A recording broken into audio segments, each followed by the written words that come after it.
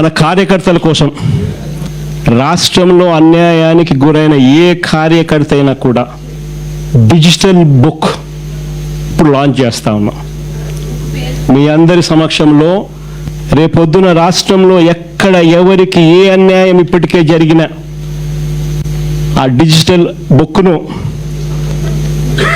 వీళ్ళు దీన్ని ఉపయోగించుకొని 2 రకాలుగా ఈ డిజిటల్ బుక్ పనిచేస్తుంది. /digitalbook/vySRCP.com లోకి వెళ్ళి ఎంటర్ అయ్యి మీ ఫోన్ నెంబర్ను టైప్ చేయగానే ఓటీపీ వస్తుంది. దాన్ని ఎంటర్ చేయగానే లొకేషను, కెమెరా, పర్మిషన్ అడుగుతుంది. అది మీరు ఇవ్వగానే మొదట మీకు జరిగిన అన్యాయం గురించి వివరాలు అడుగుతుంది, మీరు నమోదు చేయాలి.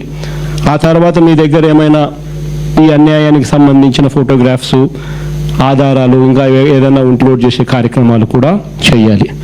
ఆ తర్వాత అది ఆటోమేటిక్లీ ఆ డిజిటల్ బుక్లో స్టోర్ అయిపోతుంది.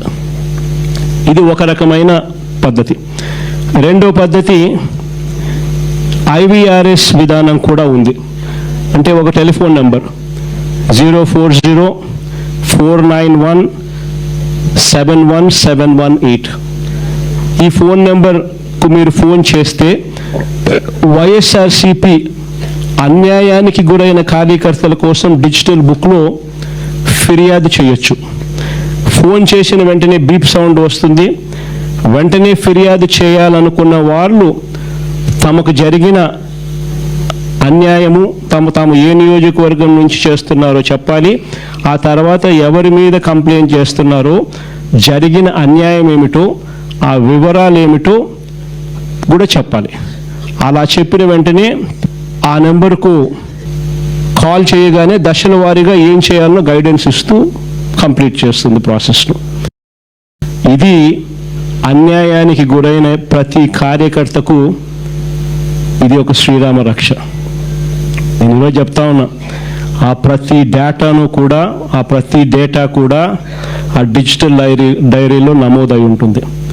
రేపు పొద్దున మనం అధికారంలోకి వచ్చిన తర్వాత ఈ డిజిటల్ డైరీలో నమోదు చేసిన ఈ కేసులను మీద ప్రత్యేకమైన బృందాలను పెడతాం. అన్యాయం చేసిన వాళ్ళను రిటైర్ అయిపోయి ఉన్నా కూడా, రాష్ట్రంలో వాళ్ళు లేకపోయినా కూడా, సప్త సముద్రాల అవతలున్న అందరినీ పిలిపిస్తాం. చట్టం ముందర